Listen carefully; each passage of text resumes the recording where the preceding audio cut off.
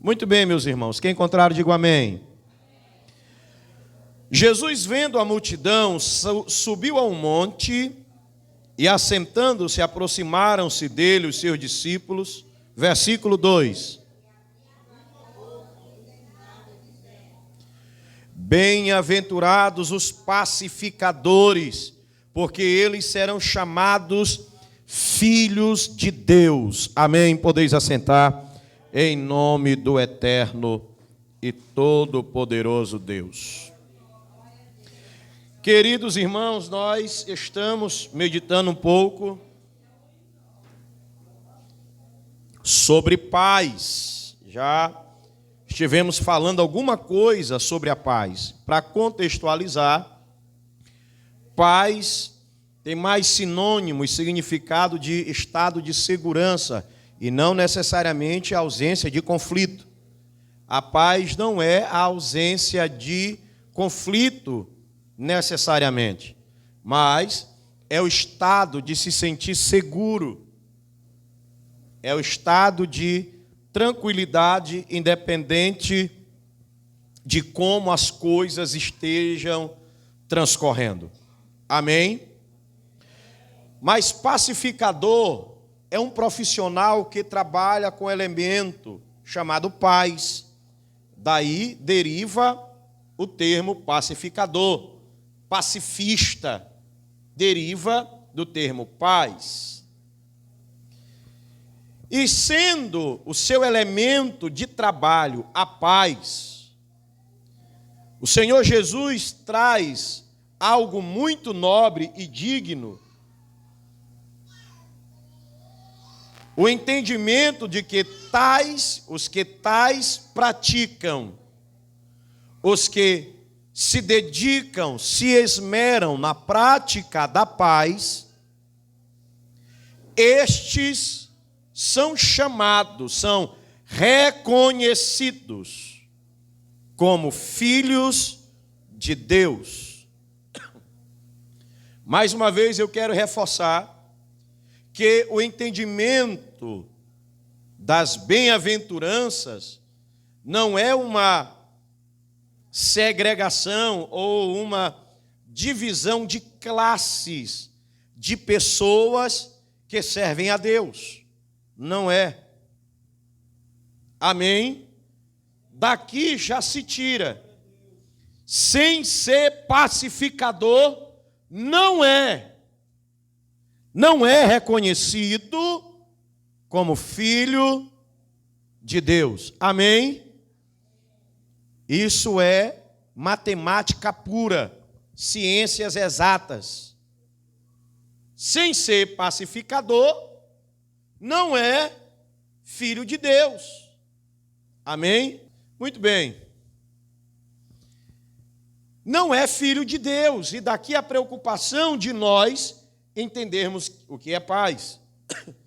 Na terça passada nós falamos que o maior exemplo de pacificador é Jesus. Ele é a maior autoridade no exercício, na prática, na execução de pacificar, de ser alguém que ministra a paz. E ele apresenta, ele coloca para nós a classificação de que não há só uma paz. Ele coloca pelo menos 2 tipos de paz. Ele fala da paz do mundo e a paz de Deus. Ele classifica a paz do mundo, porque a paz de Deus, que excede todo o entendimento, então a paz de Deus se faz diferente da paz do mundo. E aqui se faz o divisor de águas no quesito paz. Porque o entendimento secular, materialista, acaba conturbando o entendimento para o exercício da fé. Porque Pais, quando oramos ou pedimos paz, ou quando alguém clama por paz, na verdade ele está pedindo a extinção do conflito, a extinção da turbulência. Mas a paz é esta que o mundo tem para oferecer. O mundo traz para nós o entendimento de que paz é a ausência completa de conflitos, de ameaças que alguém está vivendo. Zero conflito, zero ameaças, então esta pessoa tem paz. E por conta disso, algumas pessoas perturbam o coração, porque o seu entendimento acerca de paz é equivocado. Olha o que Jesus diz. João 14, 27. Ele diz, depois dele dizer assim, que deixa a paz ele nos dá, ele não dá como o mundo a dá, ele diz, não se turbe o vosso coração. Abra aí sua Bíblia, João 14, 27. João 14, 27. Ele diz, não se turbe o vosso coração e nem se atemorize. Por quê? Por causa do entendimento equivocado que alguns têm da paz. Porque quando alguém deseja a paz, ela quer por completo o cessar de toda a turbulência. Mas o que é a paz? Na concepção dos homens, eles acham que podem comprar a paz. Porque eles acham que podem comprar o fim das tribulações, o fim da angústia. E nós vamos voltar aqui, tocar no assunto que temos tocado e temos visto acontecer, o que é a angústia da alma, depressão, que já é considerado o mal do século. E o que é depressão? As doenças psicossomáticas como depressão, ansiedade, síndrome do pânico e todos os seus derivados. O homem quer a ausência dos conflitos para que não tenha que lidar com eles. Porque ninguém quer passar por conflitos, por angústias. E olha que Jesus nos ensina aí na contramão do que o mundo quer de nós. Eles nos vendem que a paz é isso aí. Você precisa estar numa boa.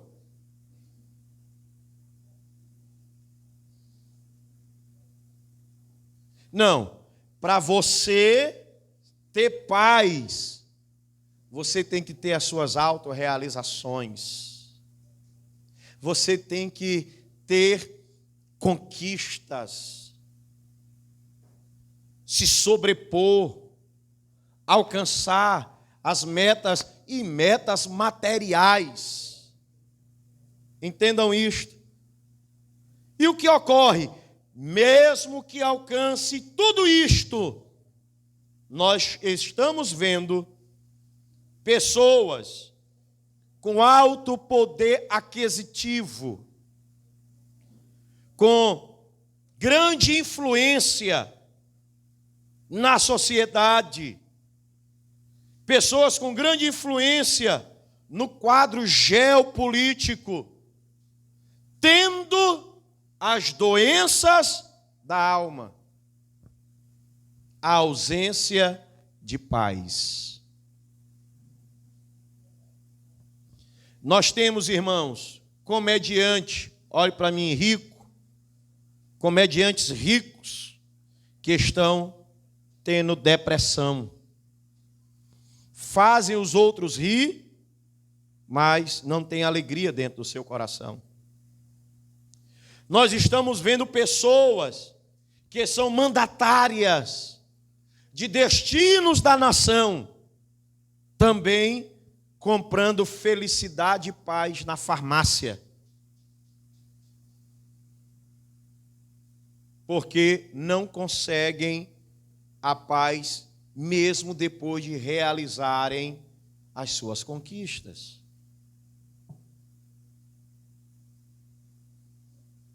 Porque a paz do mundo está fundamentada nas coisas terrenas.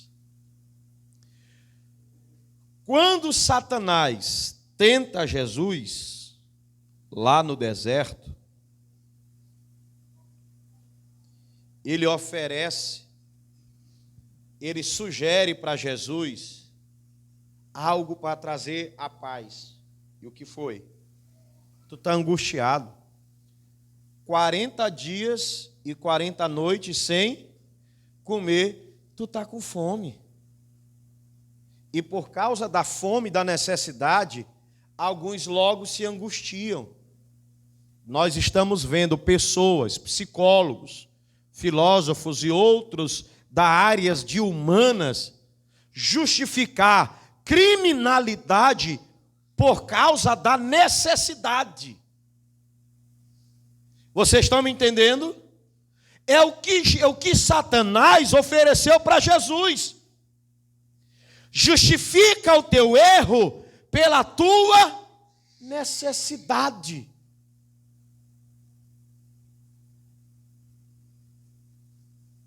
Olhe para o seu irmão do seu lado, diga para ele bem firme: a nossa necessidade não pode justificar os nossos erros. Foi o que Satanás sugeriu. Tu está angustiado, passando necessidade.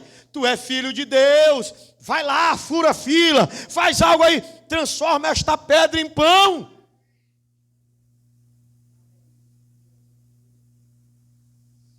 Alivia a angústia que tu estás sentindo.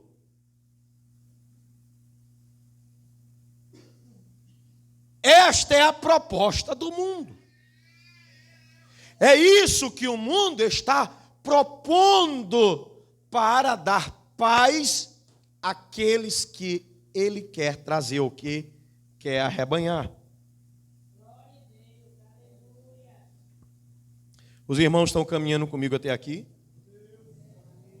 Por conta disso, alguns se valem de situações para poder subjugar.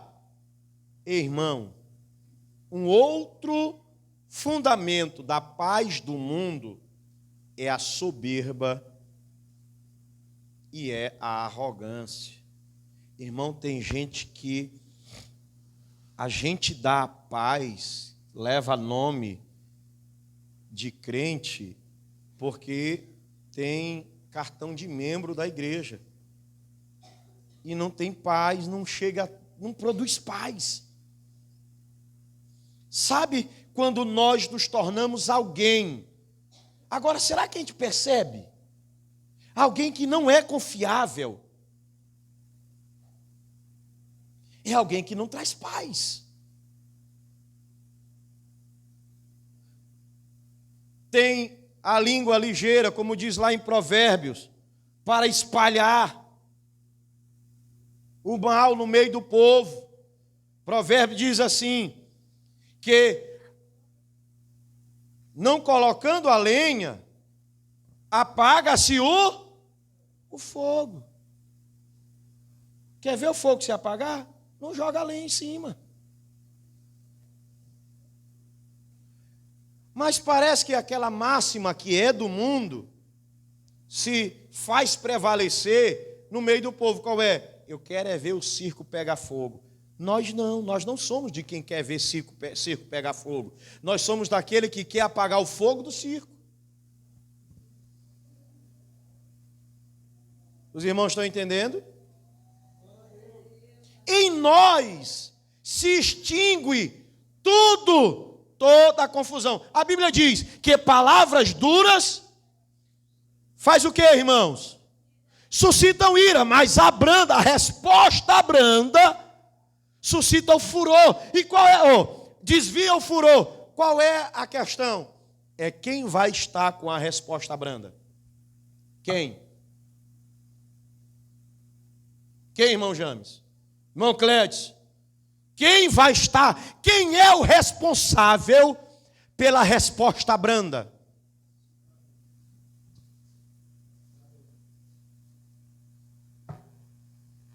Estão dizendo aqui pacificador. E quem é este pacificador? Onde é que ele está? Onde é que a gente encontra ele?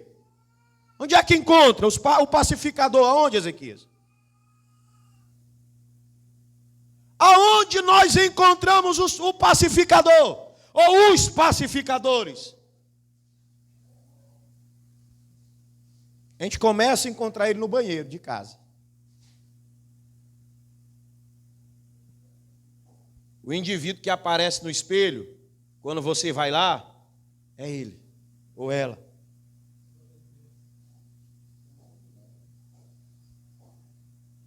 Vocês estão entendendo?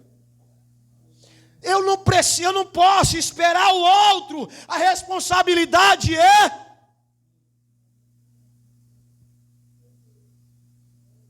minha. Não, mas me provocou, não estou nem vendo. Não, porque ele não sei o quê e tal. Ah, não, comigo é diferente. É porque não é filho. Não é filho do pai. Vamos voltar ao texto. João capítulo 1, verso 13. Volta lá, crente, vamos lá. Veio para o que era seu, mas os seus não receberam. Mas a todos quanto o receberam, deu-lhes o poder. Deixa eu abrir aqui o parêntese e dizer o que é poder. Deu a eles, a quem? Aos que o receberam, condições. Poder aí é condições para ser filho de Deus. Aí o que diz? Aí lindo é o que vem mais atrás, é o mais embaixo. 14. Aos que crê, bom, os quais... Não, nós lemos o 12, o 13 é isso, aos que creem no seu nome. Versículo 13. Os quais não nasceram do sangue, nem da vontade da carne, nem da vontade do varão. Então, essa questão passada da velha natureza não pode predominar em nós, uma vez nascidos para Cristo. E aí, pastor? Nós estamos subjugando.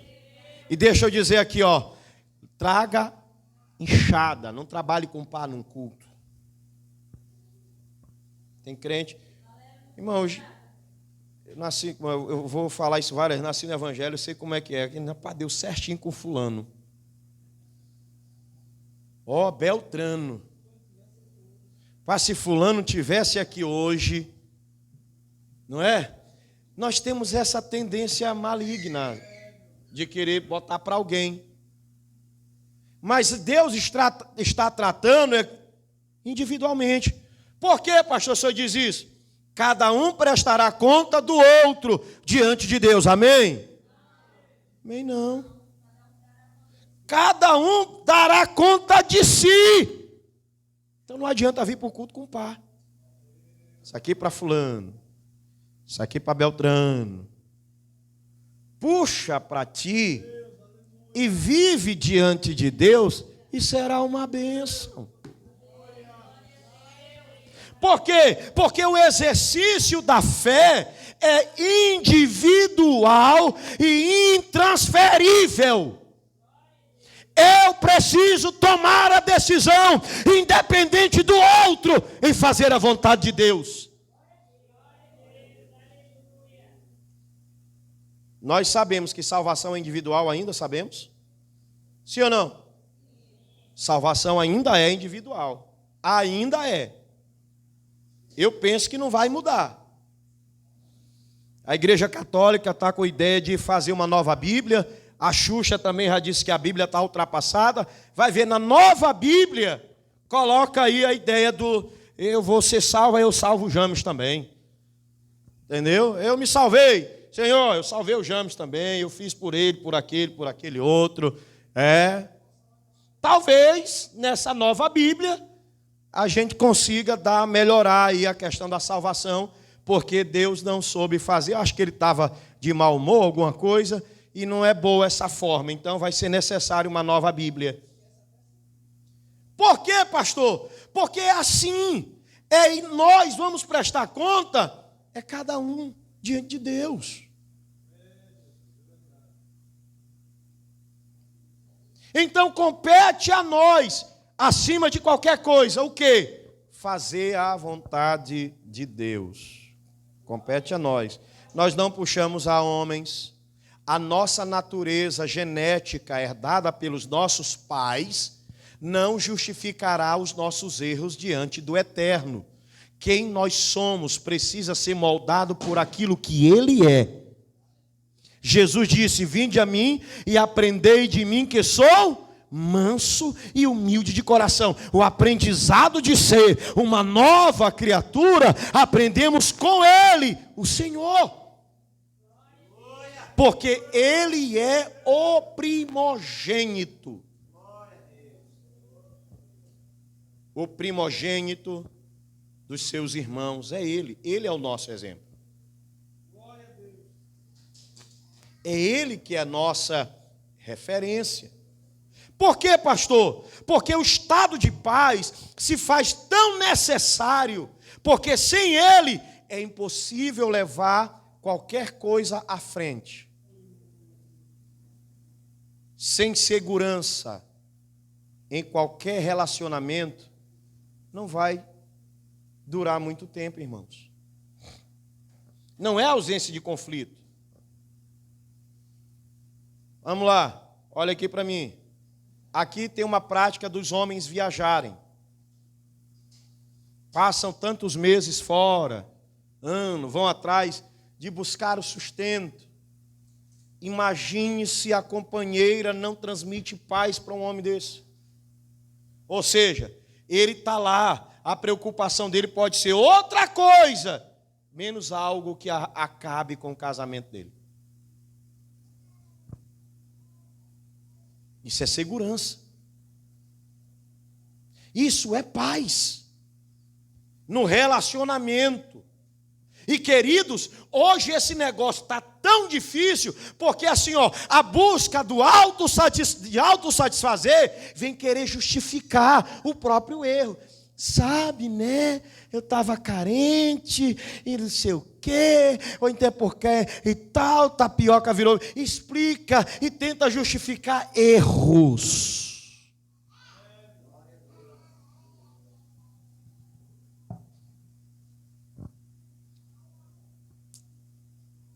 Que meus pés somente vão onde os santos possam ir, numa eterna canção, minha voz se faça ouvir, a minha alma lava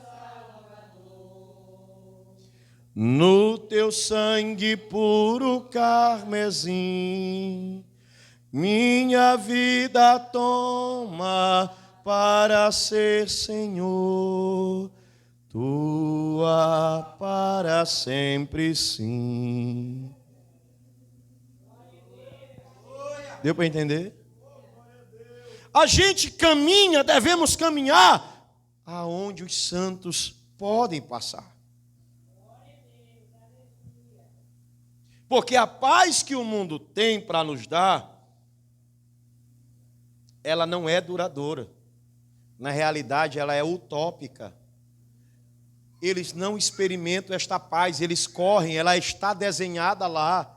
Tem todos os seus conceitos, todas as suas correlações, todos os seus subentendimentos, mas é inatingível. Mas a paz de Deus, Ah, meus queridos, a paz de Deus. Pastor, a paz de Deus é diferente. Olha só o que o texto, vamos caminhar na parte onde a palavra diz sobre paz de Deus. Vamos conversar, eu gosto de conversar com Davi, começar com ele, porque ele descreve coisas maravilhosas acerca disto, do relacionamento dele com Deus. Olha o que ele diz, Salmo 40. Esperei com paciência e ele se inclinou para mim e ouviu o meu. Ele estava esperando em Deus como? Atribulado, desesperado, como quem não tem esperança nenhuma. Estava lá por estar assim, irmãos. Esperou em estado de segurança. Não, estou clamando ao Senhor, mas eu sei que o Senhor Deus vai atender, vai me ouvir. E ele diz, e ouviu o meu. Quem ouviu o clamor de Davi? O Senhor, a quem ele buscou e esperou com. Então espere com paciência. Espere com paciência, porque é no tempo de Deus. Não te desespera, não te angustia, não mete o carro na frente dos bois, não faz algo que lá na frente você vai se envergonhar. Espere em Deus. Descansa nele. Aí ele diz, tirou-me de um lago horrível, de um charco de lodo. Ou seja, ele está dizendo, ele me tirou de uma situação que eu não conseguia me equilibrar, eu não conseguia me colocar de pé, eu não caminhava com firmeza, eu estava angustiado, mas da angústia eu clamei a ele, e ele me livrou. Porque charco de lodo, irmão, é lugar escorregadio.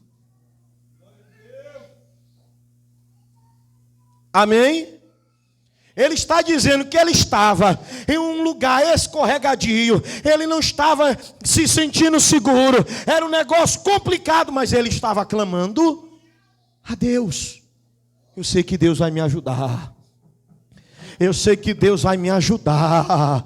Eu estou aqui bambeando, buscando meio para ficar em pé, mas está clamando, está pedindo, está suplicando, está esperando. Mas o Senhor se inclinou para ouvir. Por quê? Porque esta é a paz de Deus. É isto que ela causa em nós.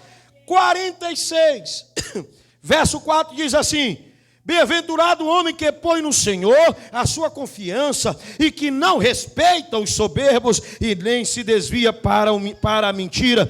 Muitas são, Senhor meu Deus, as maravilhas que tens operado para conosco, e os teus pensamentos não se podem contar diante de ti. Eu quisera anunciá-los e manifestá-los, mas são mais do que se pode contar. Olha como Davi, a expectativa de Davi em relação a Deus. Eu não sei dizer o quanto Deus pode fazer. Olha para mim aqui, ó.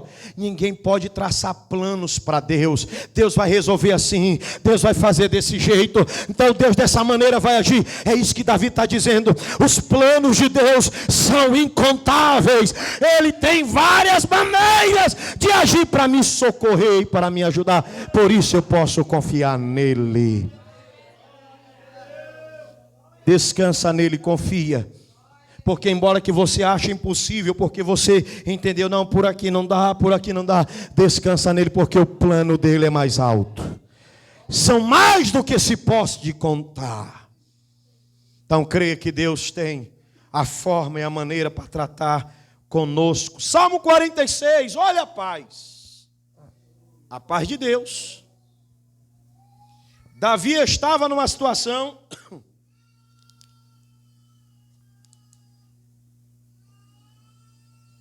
delicada. Olha o Salmo 46. Deus é o nosso refúgio e socorro bem presente Olha o que ele está dizendo. Isso aqui alguém pode dizer quando tudo vai bem.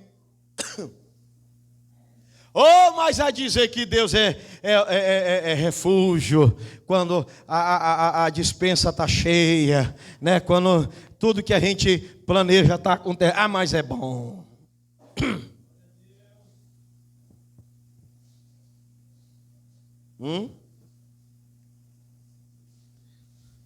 Mas ele diz: eu confio, Deus é meu refúgio e fortaleza.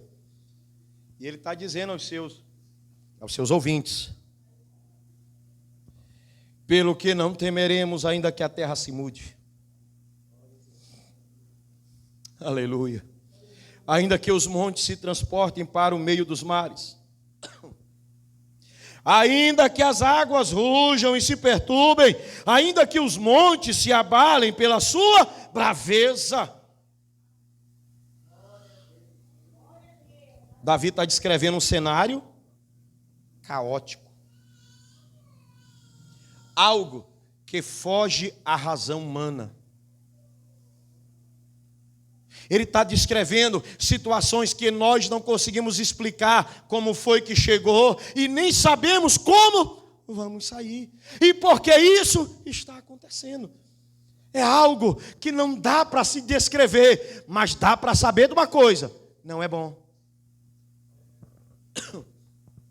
Mas o que ele diz acerca desse momento? Lá no versículo 1. Não importa como esteja, mesmo que os montes se abalem pela sua braveza, mesmo que se transportem para o meio dos mares, mesmo que as águas rugem e se perturbem, Deus é o nosso refúgio e fortaleza, socorro bem presente na angústia, socorro bem presente na tormenta, socorro bem presente na tormenta. Ele é o local, Ele é para onde nós corremos quando nos sentimos ameaçados, quando não tem mais nada e esperança. Ele é o local de refrigério. Quantos podem glorificar a Deus? Quantos são gratos a Ele e entendem que Ele está cuidando de nós? Davi descreve muito bem isto. E ele diz que, ainda que tudo isso aconteça, ele vai se manter calmo, quieto. Porque ele diz assim, versículo 4: há um rio cujas correntes alegram a cidade de Deus, o santuário das moradas do Altíssimo. Então ele começa a dizer assim, ficou tudo tranquilo, porque Deus está no meio dela, não será abalada. Deus a ajudará ao romper da manhã. Aí ele coloca outras situações: as nações se embraveceram, os reinos se moveram, ele levantou a sua voz e a terra se derreteu. E eu estou como? Eu estou bem, eu estou de pé. Se levantaram, tumultuaram, é aquela coisa, mas eu fui me esconder nele. Vitória a Deus dará a mim, eu sei. Vitória a Deus dará a mim, eu sei. Se eu andar em plena luz, confiar só em Jesus, vitória a Deus dará a mim, eu sei. Quantos creem assim?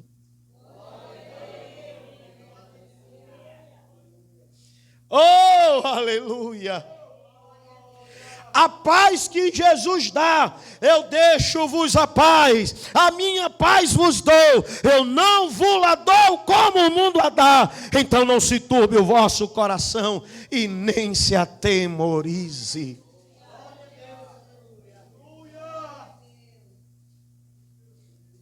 Não precisa dar vazão ao mal do século.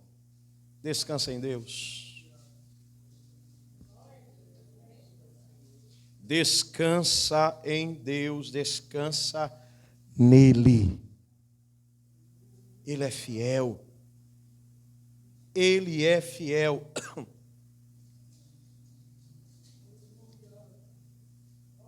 Quando Jesus está ensinando, falando acerca da paz, João capítulo 14, versículo 1, Jesus disse: não se turbe o vosso, credes em Deus, crede também. Olha o que ele está dizendo: para nós não nos perturbar, para nós não perdermos a paz por confiar nele. Confie em mim, para que vocês não tenham a perturbação, para que não faltem a vocês a estabilidade, a tranquilidade. Ele baseia para que a gente não se perturbe, confiando nele. Amém? Olha aqui para mim. Não estou falando de demência. Não estou falando de insensibilidade. A Bíblia diz que o choro pode durar, mas o choro vem. Tem choro? Tem. Tem dor? Tem. Mas a gente não se desespera, a gente vai para a presença de Deus. A gente tem um lugar onde podemos nos refugiar e ter a esperança para que o desespero, para que a angústia não nos sucumba e para permanecermos firmes. A paz de Deus excede todo o entendimento. Em meio à tribulação, em meio a tanta tempestade que Paulo atravessou no caminho de Malta, olha só o que é paz. O navio no meio da tempestade, Paulo fala para a tripulação inteira: tenham calma, ninguém vai morrer. Porque o anjo me apareceu e o Senhor me confirmou, não vai morrer ninguém. Agora vai ser perda total. Mas ninguém vai morrer. E isso tranquilizou a tripulação. Por que tranquilizou a tripulação? Porque eles sabiam quem era Paulo. Entendeu? Olha, o Paulo foi que falou. Minha gente, pronto. Vamos se segurar. Vamos se segurar. Vamos, que não vai morrer ninguém. E a tempestade veio, açoitou o barco, arrebentou com tudo, mas todos escaparam. E para botar a cereja em cima do bolo, quando chegam na ilha de Malta, que eles estão lá catando uns gravetos para fazer uma fogueira e se aquecerem por causa do frio da noite, veio uma víbora peçonhenta, uma víbora aí, uma cobra venenosa, e picou Paulo e ficaram olhando, tadinho, os moradores lá da ilha, né? Você vai morrer, rapaz, não teve sorte. Esse aí está amaldiçoado pelos deuses. Escapou do naufrágio, mas vai morrer na praia. Aí olharam, observaram, viram, e Paulo nada, e Paulo conversando numa boa, se admiraram. Porque quando Deus age, Ele assina a sua obra. Para que entenda o que não foi coincidência. A fala de Paulo, Deus confirma com mais um milagre que Deus estava com seu servo.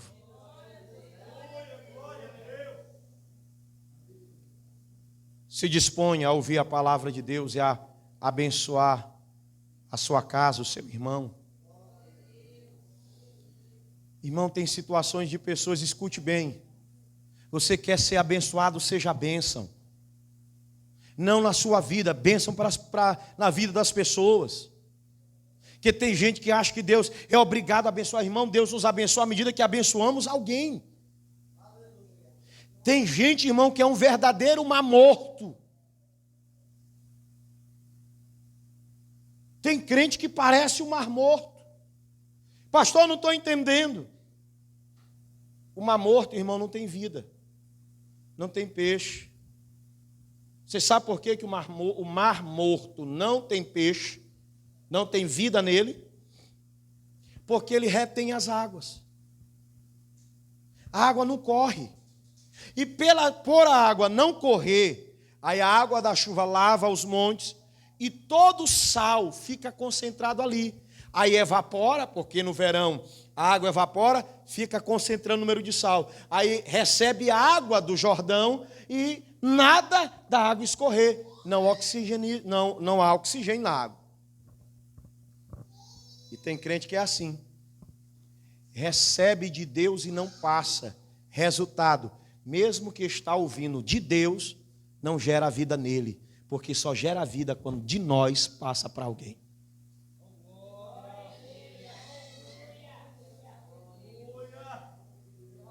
É o nosso testemunho, é o testificar de vida. Irmão, você quer ter um casamento, quer ter um emprego, quer ter algo abençoado, pois seja a bênção lá. Pastor, eu oro, já conversas de gabinete, não foram poucas vezes de irmãos tentar questionar o porquê não tem paz em casa. Eu costumo indagar dizendo assim: mas você é a fonte de paz em casa?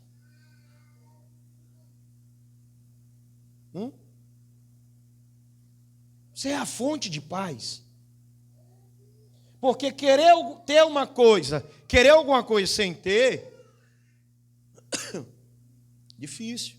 Ele já nos deu. Nós não podemos ser o mar morto. Vamos exalar.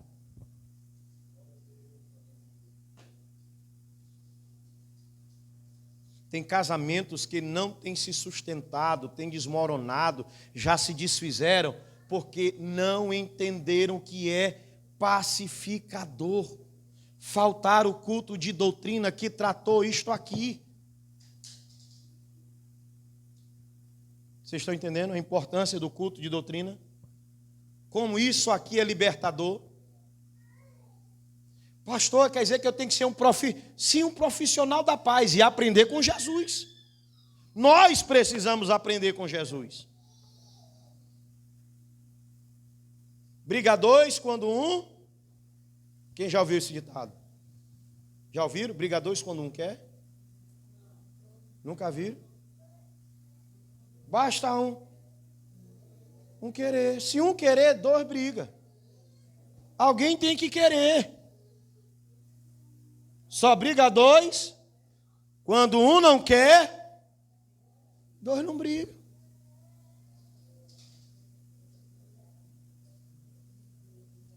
Só perde a confiança quem age de forma injusta.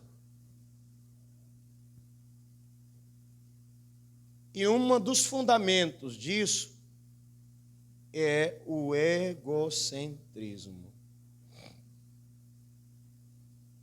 É o egocentrismo. A pessoa está tão preocupada consigo, não é em estar bem, é em se dar bem, que acaba usando de artifícios não espirituais que funcionam de verdade. Quantos creem que a oração ainda é a chave da vitória? Eu creio. Eu também creio. No jardim Jesus Cristo clamava, quando os ímpios o foram prender, e falando com o Pai suplicava, pelo cálice que ia beber. Com Jesus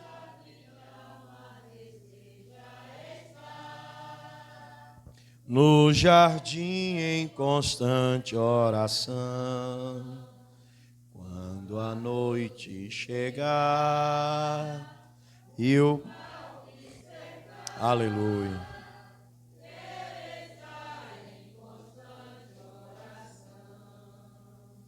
Jesus teve completa vitória, porque sempre viveu em oração. Muitos santos, aleluia, sob o manto da doce oração. Mais uma vez, a igreja de pé. Com Jesus a minha alma deseja estar, no jardim em constante oração. Quando a noite chegar e o mal me cercar, quero estar em constante oração. Ó Deus, em nome de Jesus, olha para os teus filhos que aqui estão, Senhor. Nós ouvimos a tua palavra esta noite, Senhor.